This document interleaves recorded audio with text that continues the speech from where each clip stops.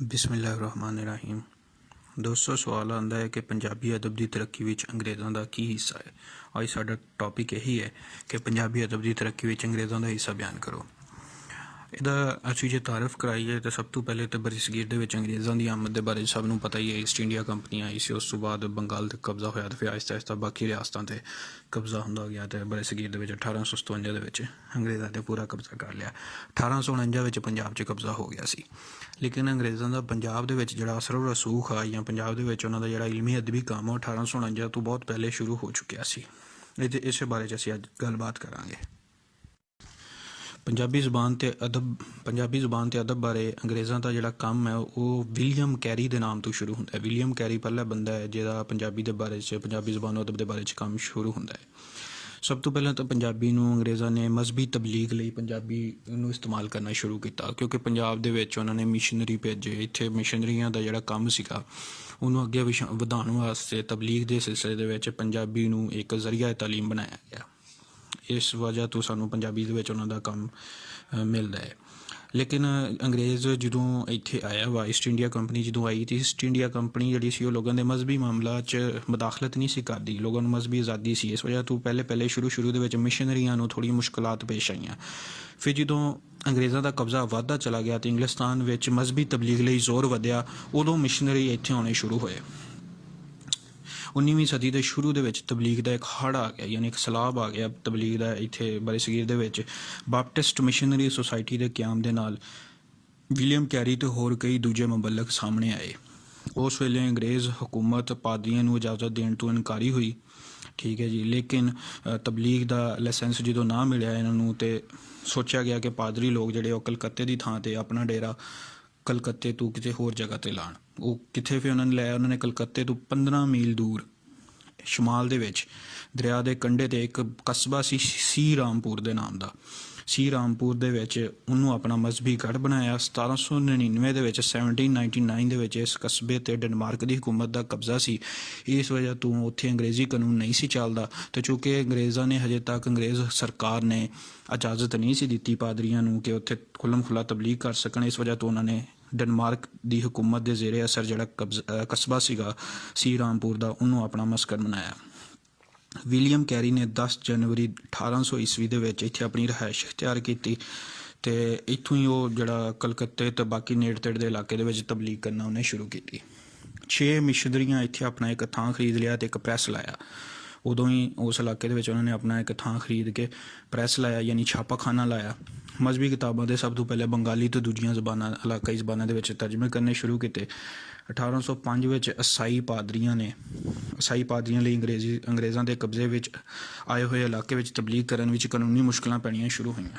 ਫਿਰ ਇਹ ਹੋਇਆ ਕਿ ਉਹ ਜਿਹੜਾ ਇਲਾਕਾ ਸੀਗਾ 1808 ਦੇ ਵਿੱਚ ਮੌਸਮ ਬਹਾਰ ਵਿੱਚ ਅੰਗਰੇਜ਼ਾਂ ਦਾ ਕਬਜ਼ਾ ਸੀ ਰਾਮਪੁਰ 'ਤੇ ਹੋ ਗਿਆ। ਫਿਰ ਜਦੋਂ ਸੀ ਰਾਮ 'ਤੇ ਕਬਜ਼ਾ ਹੋ ਗਿਆ ਤਾਂ ਅੰਗਰੇਜ਼ ਜਿਹੜੇ ਮਿਸ਼ਨਰੀ ਜਿਹੜੇ ਉੱਥੇ ਕੰਮ ਕਰ ਰਹੇ ਸੀ ਉਹਨਾਂ ਨੂੰ ਮੁਸ਼ਕਲਾਤ ਦਾ ਸਾਹਮਣਾ ਕਰਨਾ ਪਿਆ। ਤਬਲੀਗ ਕਰਨੀ ਉਹਨਾਂ ਵਾਸਤੇ ਮੁਸ਼ਕਿਲ ਹੋ ਗਈ, ਕਿਉਂਕਿ ਹੁਣ ਡੈਨਮਾਰਕ ਦਾ ਕਾਨੂੰਨ ਉੱਥੋਂ ਖਤਮ ਹੋ ਚੁੱਕਿਆ ਸੀ, ਅੰਗਰੇਜ਼ੀ ਕਾਨੂੰਨ ਹੋ ਚੁੱਕਿਆ ਸੀ ਅਤੇ ਅੰਗਰੇਜ਼ ਪਹਿਲੇ ਹੀ ਉਹਨਾਂ ਨੂੰ ਇਜਾਜ਼ਤ ਨਹੀਂ ਦੇ ਰਹੇ ਸੀ। ਇਸ ਵੇਲੇ ਤੱਕ ਵਿਲੀਅਮ ਕੈਰੀ ਅਤੇ ਉਹਦੇ ਸਾਥੀਆਂ ਨੇ ਇੱਥੇ ਪ੍ਰੈਸ ਲਾ ਲਏ ਸੀ। ਬਾਈਬਲ ਦਾ ਤਰਜਮਾ ਹੋ ਚੁੱਕਿਆ ਸੀ ਬੰਗਾਲੀ ਜ਼ਬਾਨ ਦੇ ਵਿੱਚ, ਸੰਸਕ੍ਰਿਤ ਦੇ ਵਿੱਚ, ਮਰਾਠੀ, ਹਿੰਦੀ, ਗੁਜਰਾਤੀ ਦੇ ਵਿੱਚ, ਕੁਛ ਪੰਜਾਬੀ ਦੇ ਵਿੱਚ ਵੀ ਕੁਛ ਚੈਪਟਰ ਜਿਹੜੇ ਆ ਉਹ ਇਹਦੇ ਤਰਜਮਾ ਹੋ ਚੁੱਕੇ ਸਨ।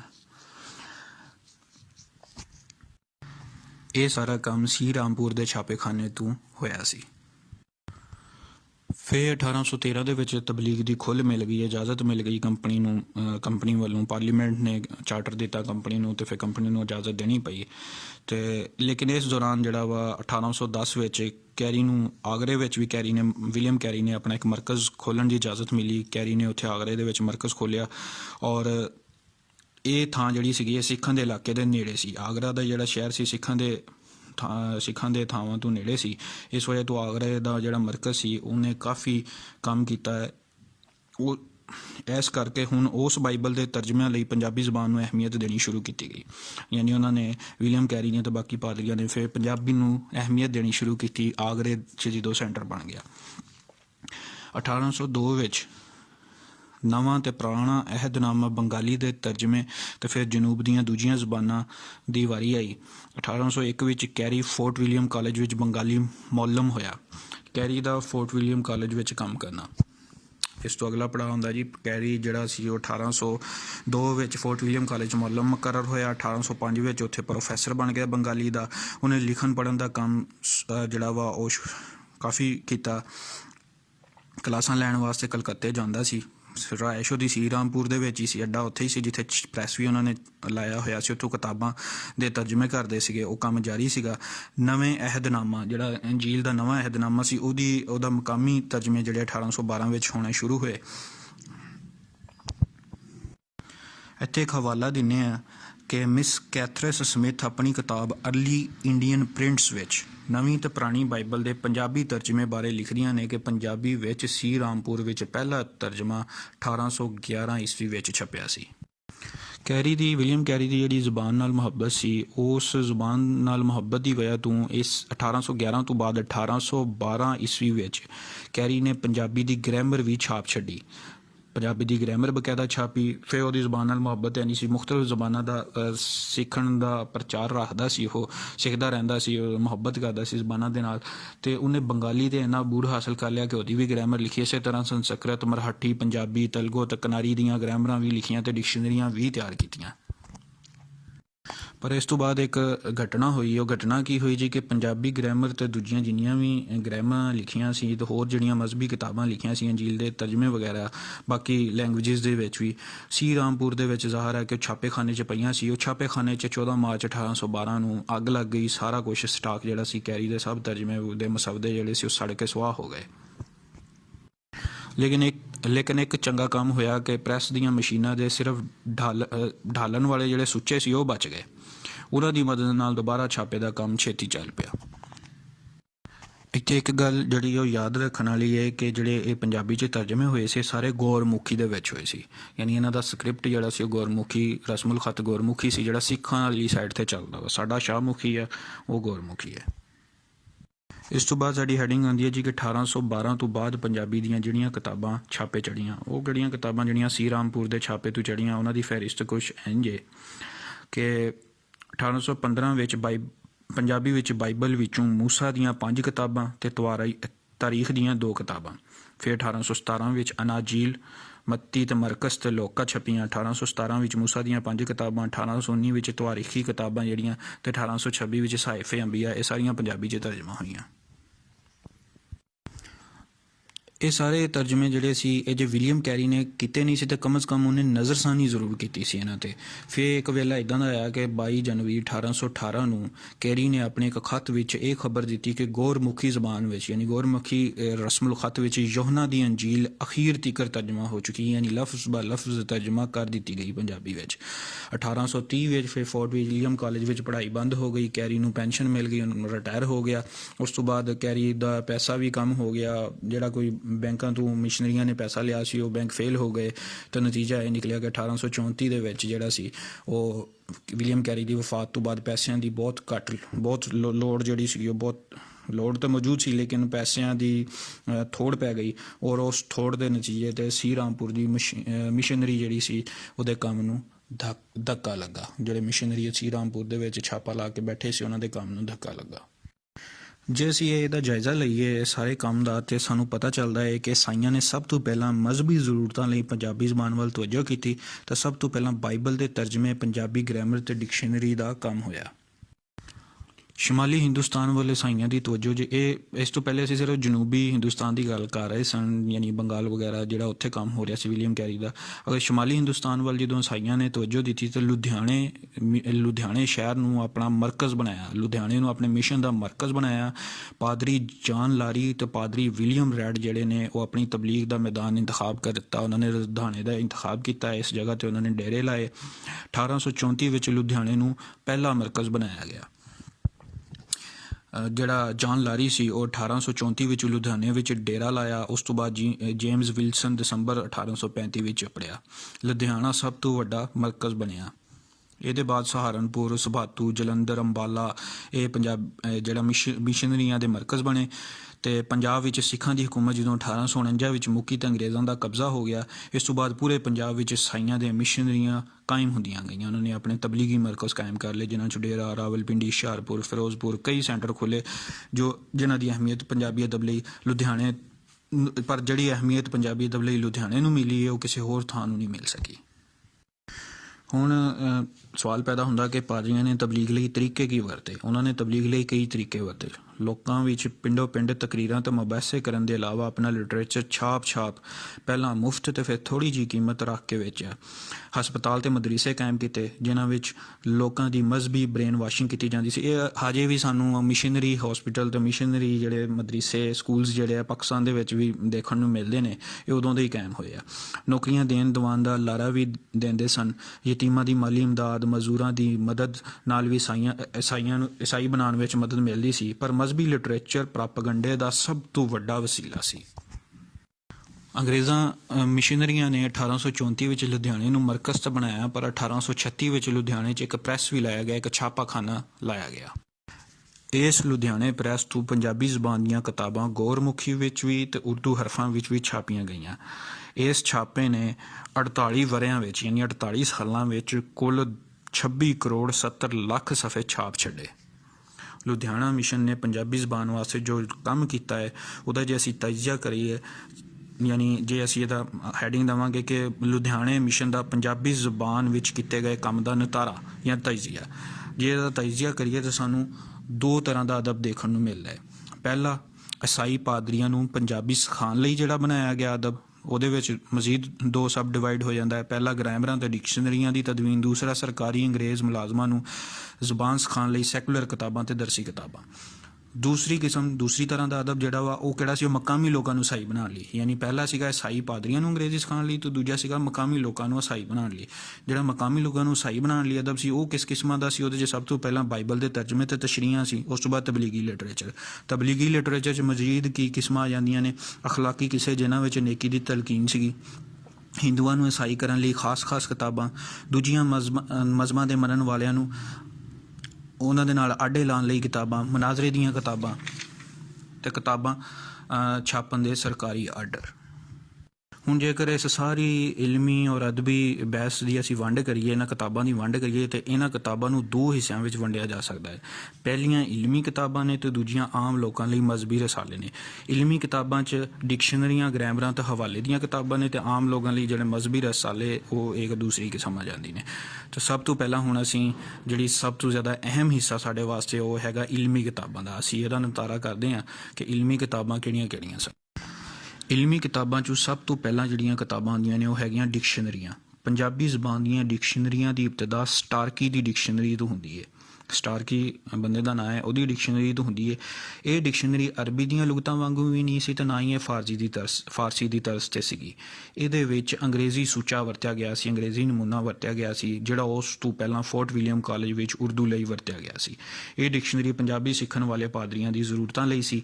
ਇਹਦੇ ਬਾਅਦ ਪੰਜਾਬੀ ਜ਼ੁਬਾਨ ਵਿੱਚ ਡਿਕਸ਼ਨਰੀਆਂ ਲਿਖਣ ਦੀ ਇੱਕ ਰਵਾਇਤ ਚੱਲ ਪਈ। ਲੇਕਿਨ ਮਜ਼ਹਬੀ ਲੋੜਾਂ ਵਾਸਤੇ ਇਲਾਕਾਈ ਅੰਗਾਂ ਦੇ ਮੁਤਾਬਕ ਡਿਕਸ਼ਨਰੀਆਂ ਲਿਖੀਆਂ ਗਈਆਂ, ਕਿਉਂਕਿ ਪਾਦਰੀਆਂ ਨੂੰ ਪੰਜਾਬੀ ਅਦਬ ਨਾਲੋਂ ਜ਼ਿਆਦਾ ਵਾਹ ਪੰਜਾਬੀ ਲੋਕਾਂ ਨਾਲ ਪੈਂਦਾ ਸੀ। ਤੇ ਪਿੰਡਾਂ ਵਿੱਚ ਪੰਜਾਬੀ ਦੇ ਇਲਾਕੇ ਵਾਰ ਅੰਗ ਵੀ ਮੁਖਤਲਫ ਸੀਗੇ। ਮਸਲਨ ਜਿੱਦਾਂ ਪੰਜਾਬੀ ਹਰ 20 ਮੀਲ ਤੋਂ ਬਾਅਦ ਪੰਜਾਬੀ ਦਾ ਲੱਭੋ ਲਹਿਜਾ ਬਦਲ ਜਾਂਦਾ, ਤੇ ਉਸੇ ਲੱਭੋ ਲਹਿਜੇ ਦੇ ਮੁਤਾਬਕ ਉਹ ਕੋਈ ਇਲਾਕਾਈ ਲੋੜਾਂ ਥੋੜ੍ਹਾ ਵੀ ਹੁੰਦੀਆਂ ਨੇ। ਇਸ ਵਜ੍ਹਾ ਤੋਂ ਜਿਹੜੀਆਂ ਡਿਕਸ਼ਨਰੀਆਂ ਲਿਖੀਆਂ ਗਈਆਂ ਉਹ ਇਲਾਕਾਈ ਨੌਈਅਤ ਦੇ ਲਿਹਾਜ਼ ਨਾਲ ਲਿਖੀਆਂ ਗਈਆਂ। ਪਹਿਲੇ ਲੁਧਿਆਣੇ ਦੀ ਬੋਲੀ ਬਾਰੇ ਡਿਕਸ਼ਨਰੀਆਂ ਬਣਾਉਣ ਦਾ ਚਾਰ ਹੋਇਆ। ਫਿਰ 20ਵੀਂ ਸਦੀ ਵਿੱਚ ਲਾਇਲਪੁਰ, ਹਾਫਜ਼ਾਬਾਦ ਤੇ ਦੂਜਿਆਂ ਇਲਾਕਿਆਂ ਦੀਆਂ ਡਿਕਸ਼ਨਰੀਆਂ ਵੀ ਈਸਾਈ ਪਾਦਰੀਆਂ ਤੇ ਦੂਜੇ ਅੰਗਰੇਜ਼ਾਂ ਨੇ ਛਾਪੀਆਂ। ਸ਼ੁਰੂ ਵਿੱਚ ਮਕਾਮੀ ਜ਼ਖੀਰਾ ਅਲਫਾਜ਼ ਵੱਲ ਵੀ ਤਵੱਜੋ ਕੀਤੀ ਤੇ ਇਹਦੀ ਡਿਕਸ਼ਨਰੀ ਵੀ ਬਣੀ। ਇਸ ਤਰ੍ਹਾਂ ਪਾਦਰੀਆਂ ਆਪਣੀ ਜ਼ਰੂਰਤ ਲਈ ਕੰਮ ਕੀਤਾ। ਡਿਕਸ਼ਨਰੀਆਂ ਤੋਂ ਬਾਅਦ ਦੂਜੀ ਕਿਸਮ ਦੀਆਂ ਕਿਤਾਬਾਂ ਹੁੰਦੀਆਂ ਜੀ ਗ੍ਰਾਮਰਾਂ। ਇਲਮੀ ਕਿਤਾਬਾਂ ਦੇ ਵਿੱਚ ਗ੍ਰਾਮਰਾਂ ਹੁੰਦੀਆਂ। ਗ੍ਰਾਮਰ ਬਾਰੇ ਬਹੁਤ ਜ਼ਿਆਦਾ ਕੰਮ ਹੋਇਆ। ਸੀ ਰਾਮਪੁਰ ਤੋਂ ਇਹ ਰਵਾਇਤ, ਸੀ ਰਾਮਪੁਰ 'ਚ ਵਿਲੀਅਮ ਕੈਰੀ ਨੇ ਪੰਜਾਬੀ ਦੀ ਪਹਿਲੀ ਗ੍ਰਾਮਰ ਲਿਖੀ ਸੀ। ਉਸ ਤੋਂ ਬਾਅਦ ਇਹ ਰਵਾਇਤ ਲੁਧਿਆਣੇ ਦੇ ਮਿਸ਼ਨ ਦੇ ਹੱਥ ਲੱਗੀ ਤੇ ਇਹਦੇ ਬਾਅਦ ਦੂਜੇ ਇਲਾਕੇ ਵਿੱਚ ਪੰਜਾਬੀ ਦੀਆਂ ਗ੍ਰਾਮਰਾਂ ਲਿਖੀਆਂ ਜਾਣ ਲੱਗ ਪਈਆਂ। ਲੁਧਿਆਣੇ ਦੇ ਪ੍ਰੈਸ 'ਚ ਜਿਹੜੀ ਸਭ ਤੋਂ ਪਹਿਲੀ ਗ੍ਰਾਮਰ ਦੀ ਕਿਤਾਬ ਲਿਖੀ ਗਈ ਹੈ ਉਹ ਜਾਨ ਨਿਊਟਨ ਨੇ ਲਿਖੀ। ਜਾਨ ਨਿਊਟਨ ਨੇ ਲੁਧਿਆਣੇ ਵਿੱਚ ਬਹਿ ਕੇ 1851 ਵਿੱਚ grammar of the Punjabi language ਲਿਖੀ। ਇਸ ਤੋਂ ਪਹਿਲਾਂ 1849 ਵਿੱਚ S.C. ਸਟਾਰਕੀ ਨੇ ਬਸਾਵਾ ਸਿੰਘ ਨਾਲ ਰਲ ਕੇ ਇੱਕ ਕਿਤਾਬ ਛਾਪੀ ਸੀ ਜਿਹਦੇ ਵਿੱਚ ਡਿਕਸ਼ਨਰੀ ਤੇ ਗ੍ਰਾਮਰ ਤੇ ਬੋਲਚਾਲ ਦਰਜ ਸੀ। ਯਾਨੀ ਤਿੰਨ ਚੀਜ਼ਾਂ ਸੀ, ਡਿਕਸ਼ਨਰੀ ਵੀ ਸੀ, ਗ੍ਰਾਮਰ ਵੀ ਸੀ ਤੇ ਥੋੜ੍ਹਾ ਬਹੁਤ ਬੋਲਚਾਲ ਦੇ ਮੁਹਾਵਰੇ ਵੀ ਉਹਦੇ ਵਿੱਚ ਸ਼ਾਮਲ ਸਨ। ਪਰ ਜਾਨ ਨਿਊਟਨ ਹੋਰਾਂ ਦੀ ਜਿਹੜੀ ਕਿਤਾਬ ਸੀ ਉਹ ਕਈ ਲਿਹਾਜ਼ ਨਾਲ ਡਾਢੀ ਉੱਚੀ ਹੈ। ਇਸ ਵਿੱਚ ਵਿਲੀਅਮ ਕੈਰੀ ਦੀ ਗ੍ਰਾਮਰ ਤੋਂ ਵੀ ਫਾਇਦਾ ਉਠਾਇਆ ਗਿਆ ਹੈ। ਜਾਨ ਨਿਊਟਨ ਦੀ ਕਿਤਾਬ ਦਾ ਮਕਸਦ ਕੀ ਸੀ? ਇਹਦਾ ਮਕਸਦ ਸਿਰਫ ਅੰਗਰੇਜ਼ੀ ਜਾਣਨ ਵਾਲਿਆਂ ਨੂੰ ਪੰਜਾਬੀ ਸਿਖਾਉਣਾ ਨਹੀਂ ਸੀ, ਬਲਕਿ ਉਹਨਾਂ ਅੰਗਰੇਜ਼ੀ ਜਾਣਨ ਵਾਲਿਆਂ ਨੂੰ ਪੰਜਾਬੀ ਸਿਖਾਉਣਾ ਸੀ ਜਿਹੜੇ ਪਹਿਲੇ ਉਰਦੂ ਨੂੰ ਚੰਗੀ ਤਰ੍ਹਾਂ ਜਾਣਦੇ ਸਨ। ਉਰਦੂ ਦੀ ਮਦਦ ਨਾਲ ਪੰਜਾਬੀ ਸਿਖਾਉਣਾ, ਯਾਨੀ ਇਹਦਾ ਮਕਸਦ ਸੀ ਉਰਦੂ ਦੀ ਮਦਦ ਲੈ ਕੇ ਪੰਜਾਬੀ ਸਿਖਾਈ ਜਾਵੇ। ਐਸੇ ਅੰਗਰੇਜ਼ਾਂ ਨੂੰ ਪੰਜਾਬੀ ਸਿਖਾਉਣਾ ਜਿਹੜੇ ਉਰਦੂ ਦੇ ਜਾਣੂ ਸੀਗੇ, ਉਹਨਾਂ ਨੂੰ ਫਿਰ ਉਰਦੂ ਦੀ ਮਦਦ ਲੈ ਕੇ ਪੰਜਾਬੀ ਸਿਖਾਉਣਾ ਇਸ ਗ੍ਰਾਮਰ ਦਾ ਮਕਸਦ ਸੀ। ਜਾਨ ਨਿਊਟਨ ਦੀ ਜਿਹੜੀ ਕਿਤਾਬ ਸੀਗੀ ਇਹ ਆਉਣ ਵਾਲੇ ਪੰਜਾਬੀ ਗ੍ਰਾਮਰ ਲਿਖਣ ਵਾਲਿਆਂ ਲਈ ਨਮੂਨਾ ਬਣ ਗਈ। ਇਸ ਤੋਂ ਬਾਅਦ E.P. ਨਿਊਟਨ ਦੀ ਕਿਤਾਬ ਆਉਂਦੀ ਹੈ। ਇਹ ਜਾਨ ਨਿਊਟਨ ਦਾ ਪੁੱਤ ਸੀਗਾ। ਜਾਨ ਨਿਊਟਨ ਦੇ ਪੁੱਤਰ E.P. ਨਿਊਟਨ ਨੇ 1890 ਵਿੱਚ ਆਪਣੇ ਪਿਓ ਦੀ ਗ੍ਰਾਮਰ ਨੂੰ ਬੁਨਿਆਦ ਬਣਾ ਕੇ ਇੱਕ ਕਿਤਾਬ ਲਿਖੀ ਜਿਹਦੇ ਵਿੱਚ ਕਈ ਵਾਧੇ ਕੀਤੇ ਤੇ ਇਹਨੂੰ ਪੰਜਾਬੀ ਸਿੱਖਣ ਵਾਲਿਆਂ ਲਈ ਬਹੁਤ ਜ਼ਿਆਦਾ ਮੁਫੀਦ ਬਣਾ ਦਿੱਤਾ। ਇਸ ਕਿਤਾਬ ਵਿੱਚ ਉਰਦੂ ਜਾਣਨ ਵਾਲਿਆਂ ਦੀਆਂ ਜ਼ਰੂਰਤਾਂ ਨੂੰ ਸਾਹਮਣੇ ਨਹੀਂ ਰੱਖਿਆ ਗਿਆ। ਆਪਣੇ ਪਿਓ ਦੇ ਬਰਅਕਸ ਉਹਨੇ ਉਹਨਾਂ ਅੰਗਰੇਜ਼ਾਂ ਵਾਸਤੇ ਕਿਤਾਬ ਨਹੀਂ ਲਿਖੀ ਕਿ ਜਿਹੜੇ ਪਹਿਲੇ ਉਰਦੂ ਦੇ ਜਾਣੂ ਹੋਣ, ਬਲਕਿ ਅੰਗਰੇਜ਼ਾਂ ਨੂੰ ਜਿਹੜੀਆਂ ਮੁਸ਼ਕਲਾਂ ਪੰਜਾਬੀ ਸਿੱਖਣ ਵਿੱਚ ਪੇਸ਼ ਆਉਂਦੀਆਂ ਸੀ ਉਹਨਾਂ ਨੂੰ ਹੱਲ ਕਰਨ ਦਾ ਚਾਰਾ ਕੀਤਾ ਗਿਆ।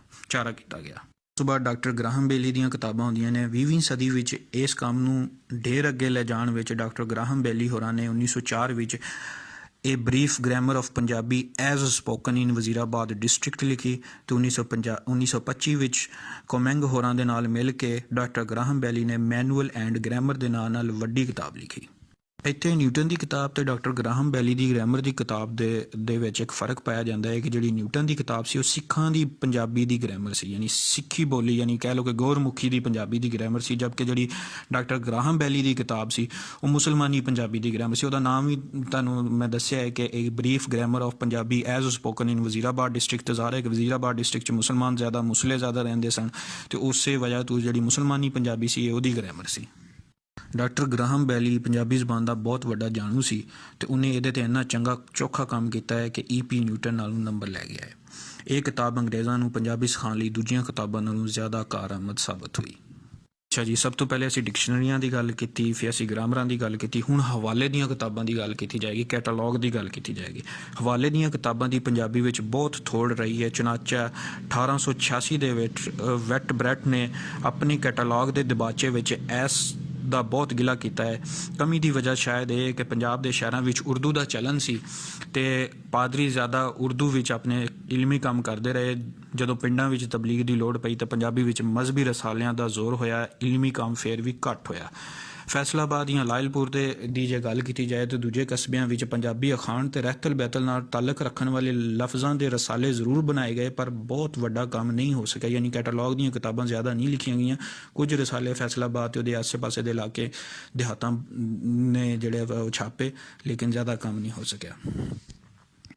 ਲੈ ਦੇ ਕੇ ਕਟਲਾਗਾਂ ਦਾ ਥੋੜ੍ਹਾ ਜਿਹਾ ਕੰਮ ਹੋਇਆ। ਸਭ ਤੋਂ ਪਹਿਲਾਂ 1872 ਵਿੱਚ ਡਾਕਟਰ ਮਰਦੋਖ ਨੇ ਇੰਡੀਅਨ ਕ੍ਰਿਸਚੀਅਨ ਲਿਟਰੇਚਰ ਛਾਪੀ। ਫਿਰ ਪਾਦਰੀ ਐਚ.ਯੂ. ਵੈਟਬਰਟ ਨੇ 1886 ਵਿੱਚ ਆ ਡੈਸਕ੍ਰਿਪਟਿਵ catalogue of Urdu Christian literature ਦੇ ਨਾਂ ਨਾਲ ਆਪਣੀ ਕਿਤਾਬ ਛਾਪੀ, ਜਿਸ ਦੇ ਵਿੱਚ ਇੱਕ ਜ਼ਮੀਮਾ ਵੀ ਸ਼ਾਮਲ ਹੈ, ਯਾਨੀ ਇੱਕ ਇਜ਼ਾਫਾਸ਼ੁਦਾ ਕਹਿ ਲਓ ਕਿ ਇੰਡੈਕਸ ਸ਼ਾਮਲ ਹੈ, ਜਿਹਦੇ ਵਿੱਚ ਪੰਜਾਬੀ ਦੀਆਂ ਕਿਤਾਬਾਂ ਦੀ ਫਹਿਰਿਸਤ ਦਿੱਤੀ ਗਈ ਹੈ। ਇਸ ਤੋਂ ਮਗਰੋਂ ਲਸਾਨੀਆਤ ਦੇ ਹਵਾਲੇ ਨਾਲ ਗ੍ਰੇਅਰਸਨ ਦੀ ਆ ਲਿੰਗੁਇਸਟਿਕ ਸਰਵੇ ਆਫ ਇੰਡੀਆ ਹੈ, ਜਿਸ ਦੀ ਨਵੀਂ ਜਿਲਦ ਜਿਹੜੀ ਆ ਉਹ ਪੰਜਾਬੀ ਅਦਬ ਬਾਰੇ ਹੈ ਤੇ ਲਸਾਨੀ ਲਫ਼ਜ਼ਾਂ ਤੋਂ ਇਲਾਵਾ ਇਸ ਵਿੱਚ ਪੰਜਾਬੀ ਕਿਤਾਬਾਂ ਦੀ ਫਹਿਰਿਸਤ ਵੀ ਸ਼ਾਮਲ ਹੈ। ਇਸ ਤੋਂ ਬਾਅਦ ਬਲੂਮ ਹਾਰਟ ਨੇ ਪੰਜਾਬੀ ਦੀਆਂ ਛਪੀਆਂ ਹੋਈਆਂ ਕਿਤਾਬਾਂ ਦੀ ਫਹਿਰਿਸਤ ਛਾਪੀ। ਦੋਸਤੋ, ਇਹ ਤੁਸੀਂ ਇਲਮੀ ਕਿਤਾਬਾਂ ਦਾ ਨਤਾਰਾ ਕਿ 3 ਤਰ੍ਹਾਂ ਦੀਆਂ ਇਲਮੀ ਕਿਤਾਬਾਂ ਮਿਲਦੀਆਂ ਨੇ। ਸਭ ਤੋਂ ਪਹਿਲਾਂ ਡਿਕਸ਼ਨਰੀਆਂ, ਉਸ ਤੋਂ ਬਾਅਦ ਗ੍ਰਾਮਰਾਂ ਤੇ ਉਸ ਤੋਂ ਬਾਅਦ ਹਵਾਲੇ ਦੀਆਂ ਕਿਤਾਬਾਂ ਜਾਂ ਕੈਟਾਲੌਗ। ਹੁਣ ਅਸੀਂ ਗੱਲ ਕਰਾਂਗੇ ਮਜ਼ਹਬੀ ਰਸਾਲੇ ਦੀ। ਮਸਲਨ 2 ਤਰ੍ਹਾਂ ਦੀ ਵੰਡ ਕੀਤੀ ਸੀ ਅਸੀਂ ਪੰਜਾਬੀ ਦੇ ਵਿੱਚ ਅੰਗਰੇਜ਼ਾਂ ਦੀ ਜਿਹੜੀ ਖਿਦਮਤ ਆ ਕਿ ਇੱਕ ਤੇ ਉਹ ਕਿਤਾਬਾਂ ਨੇ ਜਿਹੜੀਆਂ ਇਲਮੀ ਕਿਤਾਬਾਂ ਨੇ ਤੇ ਦੂਜੀ ਮਜ਼ਹਬੀ ਰਸਾਲੇ ਜਾਂ ਮਜ਼ਹਬੀ ਕਿਤਾਬਾਂ ਦੀ ਗੱਲ ਕਰੀਏ। ਮਜ਼ਹਬੀ ਰਸਾਲਿਆਂ ਵਿੱਚ ਸਭ ਤੋਂ ਪਹਿਲਾਂ ਬਾਈਬਲ ਦੇ 6 ਹਿੱਸਿਆਂ ਦਾ ਪੰਜਾਬੀ ਤਰਜਮਾ, ਫਿਰ ਕਿੱਸੇ ਕਹਾਣੀਆਂ ਦੀ ਸ਼ਕਲ ਵਿੱਚ ਮਜ਼ਹਬੀ ਮੁਬੱਲਗ ਲਈ ਨਿੱਕੀਆਂ ਕਿਤਾਬਾਂ, ਤੇ ਤੀਜੇ ਨੰਬਰ 'ਤੇ ਮਨਾਜ਼ਰੇ ਦੇ ਕੁਝ ਰਸਾਲੇ, ਤੇ ਚੌਥੇ ਨੰਬਰ 'ਤੇ ਭਜਨ ਤੇ ਗੀਤਾਂ ਦੀਆਂ ਕਿਤਾਬਾਂ ਨੇ। ਇਹਨਾਂ ਕਿਤਾਬਾਂ ਦੀਆਂ ਖਸੂਸੀਆਤ ਜਾਂ ਇਹਨਾਂ ਦੀਆਂ ਚੰਗਿਆਈਆਂ ਜਾਂ ਓਵਰਆਲ ਇਹਨਾਂ ਦਾ ਜਿਹੜਾ ਕ੍ਰਿਟੀਕਲ ਐਨਾਲਿਸਿਸ ਆ ਉਹ ਅਸੀਂ ਇਸ ਤਰ੍ਹਾਂ ਕਰਾਂਗੇ। ਨੰਬਰ 1, ਇਹ ਕਿਤਾਬਾਂ ਬੋਲਚਾਲ ਦੇ ਲਹਿਜੇ ਵਿੱਚ ਨੇ। ਅਦਬੀ ਲਹਿਜੇ 'ਚ ਨਹੀਂ ਹੁੰਦੀਆਂ, ਇਹ ਆਮ ਰੋਜ਼ਮਰਾ ਦੇ ਬੋਲਚਾਲ ਦੇ ਲਹਿਜੇ ਵਿੱਚ ਨੇ। ਜ਼ਿਆਦਾ ਜ਼ੋਰ ਹਿੰਦੂਆਂ ਨੂੰ ਈਸਾਈ ਬਣਾਉਣ 'ਤੇ ਹੈ, ਇਸ ਲਈ ਇਹਨਾਂ ਵਿੱਚ ਹਿੰਦੀ ਤੇ ਸੰਸਕ੍ਰਿਤ ਦਾ ਰੰਗ ਗਾਲਬ ਹੈ, ਕੁਝ ਜ਼ਿਆਦਾ ਹੈ, ਤੇ ਮਾਝੇ ਦੀ ਬੋਲੀ ਵੱਲ ਬਹੁਤੀ ਤਵੱਜੋ ਹੈ। ਨੰਬਰ 2, ਜ਼ਿਆਦਾ ਕਿਤਾਬਾਂ ਗੁਰਮੁਖੀ ਹਰਫਾਂ ਵਿੱਚ ਨੇ। ਮੁਸਲਮਾਨੀ ਪੰਜਾਬੀ ਵੱਲ ਤਵੱਜੋ ਨਹੀਂ ਕੀਤੀ ਤੇ ਫਾਰਸੀ ਰਸਮੁਲ ਖਤ ਵਿੱਚ ਟਾਵੀਂ ਕਿਤਾਬ 20ਵੀਂ ਸਦੀ ਦੇ ਅੱਗੇ ਲੱਭਣੀ ਸ਼ੁਰੂ ਹੁੰਦੀ ਹੈ। ਨੰਬਰ 3, ਪਾਦਰੀਆਂ ਸਿੱਖਾਂ ਲਈ ਜਿਹੜੀਆਂ ਕਿਤਾਬਾਂ ਛਾਪੀਆਂ ਉਹ ਰੋਮਨ ਰਸਮੁਲ ਖਤ ਵਿੱਚ ਸਨ। ਗੁਰਮੁਖੀ ਵਿੱਚ ਵੀ ਅਜੀਬ ਹਾਲ ਹੈ ਕਿ ਉਰਦੂ ਤੇ ਹਿੰਦੀ ਦੀਆਂ ਬਾਜ਼ ਕਿਤਾਬਾਂ ਨੂੰ ਉਸੇ ਤਰ੍ਹਾਂ ਉਲਟ ਕੇ ਛਾਪ ਦਿੱਤਾ ਹੈ। ਉਹਨਾਂ ਦੀ ਜ਼ੁਬਾਨ ਪੰਜਾਬੀ ਨਹੀਂ, ਸਿਰਫ ਰਸਮੁਲ ਖਤ ਪੰਜਾਬੀ ਹੈ। ਇਹਦੇ ਇਲਾਵਾ ਪੰਜਾਬੀ ਜ਼ੁਬਾਨ ਦੀਆਂ ਕਿਤਾਬਾਂ ਵੀ ਸ਼ੁਰੂ ਵਿੱਚ ਸਾਰੀਆਂ ਗੁਰਮੁਖੀ ਰਸਮੁਲ ਖਤ ਵਿੱਚ ਨੇ। ਚੌਥੀ ਖਸੂਸੀਅਤ ਇਹ ਹੈ ਕਿ ਜਦੋਂ ਹਿੰਦੂਆਂ ਵਿੱਚ ਅੰਗਰੇਜ਼ੀ ਜ਼ੁਬਾਨ ਦੀ ਚਰਚਾ ਹੋਈ ਤਾਂ ਮਜ਼ਹਬੀ ਤਹਿਰੀਕਾਂ, ਸਨਾਤਨ ਧਰਮ ਤੇ ਦੂਜੀਆਂ ਤਹਿਰੀਕਾਂ ਉੱਠੀਆਂ। ਇਹਨਾਂ ਤਹਿਰੀਕਾਂ ਜਿਹੜੀਆਂ ਹਿੰਦੂਆਂ ਵਿੱਚ ਇਹ ਤਹਿਰੀਕਾਂ ਜਿਹੜੀਆਂ ਉੱਠੀਆਂ, ਸਨਾਤਨ ਧਰਮ ਤੇ ਦੂਜੀਆਂ ਤਹਿਰੀਕਾਂ, ਇਹਨਾਂ ਦਾ ਮੁਕਾਬਲਾ ਕਰਨ ਲਈ ਕੁਝ ਐਸੇ ਮੌਜ਼ੂ ਚੁਣੇ ਗਏ ਤੇ ਉਹਨਾਂ ਮੌਜ਼ੂਆਂ 'ਤੇ ਰਸਾਲੇ ਲਿਖੇ ਗਏ। ਉਸ ਕਿਸਮ ਦੀਆਂ ਕਿਤਾਬਾਂ ਜਾਂਦੀਆਂ। ਸਰ ਸੈਦ ਦੀ ਜਿਹੜੀ ਤਹਿਰੀਕ ਉਭਰੀ ਤੇ ਉਹਦਾ ਜਵਾਬ ਦੇਣ ਲਈ ਮਨਾਜ਼ਰਿਆਂ ਨਾਲ ਉਹਨਾਂ ਦਾ ਜਵਾਬ ਵੀ ਮਨਾਜ਼ਰਿਆਂ ਦੀ ਸੂਰਤ 'ਚ ਦਿੱਤਾ ਗਿਆ। ਇੱਥੋਂ ਮਨਾਜ਼ਰਿਆਂ ਦੇ ਰਸਾਲੇ ਬਹੁਤ ਸਾਰੇ ਲਿਖੇ ਤੇ ਛਾਪੇ ਗਏ ਜਿਨ੍ਹਾਂ ਵਿੱਚ ਜ਼ਬਾਨ ਡਾਢੀ ਸਖਤ ਹੈ। ਸਰ ਸੈਦ ਨੇ ਜਿਹੜੇ ਖੁਤਬਾਤ ਲਿਖੇ ਸੀ ਵਿਲੀਅਮ ਦੀ ਕਿਤਾਬ ਦੇ ਰਿਸਪੌਂਸ ਦੇ ਵਿੱਚ, ਤੇ ਉਹਦੇ ਰਿਸਪੌਂਸ ਫਿਰ ਬਾਅਦ ਵਿੱਚ ਮਨਾਜ਼ਰਿਆਂ ਦੀ ਸੂਰਤ ਦੇ ਵਿੱਚ ਕਈ ਰਸਾਲੇ ਲਿਖੇ ਗਏ ਤੇ ਉਹਨਾਂ ਦੀ ਜ਼ਬਾਨ ਜਿਹੜੀ ਉਹ ਡਾਢੀ ਸਖਤ ਹੈ। 5ਵੇਂ ਨੰਬਰ 'ਤੇ ਇਹਨਾਂ ਕਿਤਾਬਾਂ ਵਿੱਚ ਅਦਬ ਵੱਲ ਤਵੱਜੋ ਬਿਲਕੁਲ ਨਹੀਂ ਹੈ, ਸਿਰਫ ਮਜ਼ਹਬੀ ਜ਼ਰੂਰਤਾਂ ਤੇ ਮਜ਼ਹਬੀ ਅਕੀਦੇ ਨੂੰ ਸਾਹਮਣੇ ਰੱਖਿਆ ਗਿਆ ਹੈ। ਨੰਬਰ 6, ਇਹਨਾਂ ਕਿਤਾਬਾਂ ਵਿੱਚ ਪਾਦਰੀ ਸ਼ਹਿਰਾਂ ਦੀ ਬਜਾਏ ਪਿੰਡਾਂ ਦੇ ਵਾਸੀਆਂ ਨੂੰ ਸਾਹਮਣੇ ਰੱਖਣ ਲੱਗ ਪਏ ਸਨ। ਇਸ ਨਾਲ ਜ਼ਬਾਨ ਅਦਬੀ ਦੀ ਥਾਂ 'ਤੇ ਬੋਲਚਾਲ ਦੀ ਹੋਈ ਤੇ ਇਲਮ ਦੀ ਥਾਂ 'ਤੇ ਵਤਨ ਦੀ ਬੋਲੀ ਨੂੰ ਬਹੁਤੀ ਅਹਿਮੀਅਤ ਦਿੱਤੀ ਜਾਣ ਲੱਗੀ। ਯਾਨੀ ਇਲਮੀ ਜ਼ੁਬਾਨ ਜਿਹੜੀ ਹੈ ਉਹਦੀ ਅਹਿਮੀਅਤ ਘੱਟ ਹੋਈ, ਅਦਬੀ ਜ਼ੁਬਾਨ ਨਹੀਂ ਵਰਤੀ ਗਈ, ਬਲਕਿ ਆਮ ਬੋਲਚਾਲ ਦੀ ਜਿਹੜੀ ਬੋਲੀ ਸੀ ਉਹਦੀ ਅਹਿਮੀਅਤ ਜ਼ਿਆਦਾ ਹੋਈ। ਬਾਈਬਲ ਦੇ ਤਰਜਮੇ ਵੀ ਨਜ਼ਰਸਾਨੀ ਕਰਕੇ ਆਸਾਨ ਜ਼ੁਬਾਨ ਵਿੱਚ ਢਾਲੇ ਜਾਣ ਲੱਗ ਪਏ। ਉਸ ਤੋਂ ਬਾਅਦ 7ਵੇਂ ਨੰਬਰ 'ਤੇ 20ਵੀਂ ਸਦੀ ਦੇ ਸ਼ੁਰੂ ਵਿੱਚ ਲੋਕ ਅਦਬ ਵੱਲ ਤਵੱਜੋ ਕੀਤੀ ਗਈ। ਬਾਜ਼ ਅੰਗਰੇਜ਼ ਹਾਕਮਾਂ ਨੂੰ ਪਿੰਡਾਂ ਦੇ ਕਲਚਰ ਦਾ ਸ਼ੌਕ ਹੋਇਆ। ਅੰਗਰੇਜ਼ ਲਿਖਾਰੀਆਂ ਨੇ ਪੰਜਾਬੀ ਦੇ ਕਈ ਕਿੱਸਿਆਂ ਨੂੰ ਪੰਜਾਬੀ ਤੋਂ ਅੰਗਰੇਜ਼ੀ ਵਿੱਚ ਤਰਜਮਾ ਕਰਕੇ ਰਸਾਲਿਆਂ ਵਿੱਚ ਛਾਪਿਆ ਤੇ ਕਿਤਾਬਾਂ ਵੀ ਲਿਖੀਆਂ। ਮਸਲਨ temple details from the Punjab ਇਸ ਸਿਲਸਿਲੇ ਦੀ ਇੱਕ ਕੜੀ ਹੈ। ਲੋਕ ਅਦਬ ਦੇ ਇਲਾਵਾ ਪੰਜਾਬੀ ਦੇ ਵੱਡੇ ਸ਼ਹਿਰਾਂ ਦੇ ਕਲਾਮਾਂ ਨੂੰ ਵੀ ਤਰਜਮਾ ਕੀਤਾ ਗਿਆ। ਪਾਦਰੀਆਂ ਦੀ ਝੋਲੀ ਵਿੱਚੋਂ ਨਿਕਲ ਕੇ ਇਹ ਅਸੀਂ ਮੁਕਤੀ ਗੱਲ ਕਰ ਸਕਦੇ ਹਾਂ ਕਿ ਜਦੋਂ ਪਾਦਰੀਆਂ ਦੀ ਝੋਲੀ ਵਿੱਚੋਂ ਨਿਕਲ ਕੇ ਪੰਜਾਬੀ ਅਦਬ ਜ਼ਿਆਦਾ ਤਰੱਕੀ ਕਰਨ ਲੱਗ ਪਿਆ। ਪਹਿਲੇ ਸਿਰਫ ਮਜ਼ਹਬੀ ਲੋੜ ਦੀ ਖਾਤਰ ਪੰਜਾਬੀ ਅਦਬ ਵਿੱਚ ਅੰਗਰੇਜ਼ਾਂ ਨੇ ਹਿੱਸਾ ਪਾਇਆ, ਲੇਕਿਨ ਜਦੋਂ ਪਾਦਰੀਆਂ ਤੋਂ ਨਿਕਲਿਆ ਆਮ ਅੰਗਰੇਜ਼ ਹੁਕਮਰਾਨਾਂ ਬਾਕੀਆਂ ਤੱਕ ਗਿਆ ਤੇ ਉਹਨਾਂ ਨੇ ਇਹਦੇ ਵਿੱਚ ਜ਼ਿਆਦਾ ਤਰੱਕੀ ਦਾ ਇਹਨੂੰ ਜ਼ਿਆਦਾ ਤਰੱਕੀ ਕਰਨ ਦਾ ਬਾਇਸ ਬਣੇ ਤੇ ਅਦਬ ਦੀਆਂ ਤਾਰੀਖਾਂ ਤੇ ਲਸਾਨੀਆਤ ਬਾਰੇ ਚੋਖਾ ਕੰਮ ਹੋਣ ਲੱਗ ਪਿਆ। ਠੀਕ ਹੈ ਜੀ, ਅਸਲਾਮ ਅਲੈਕੁਮ।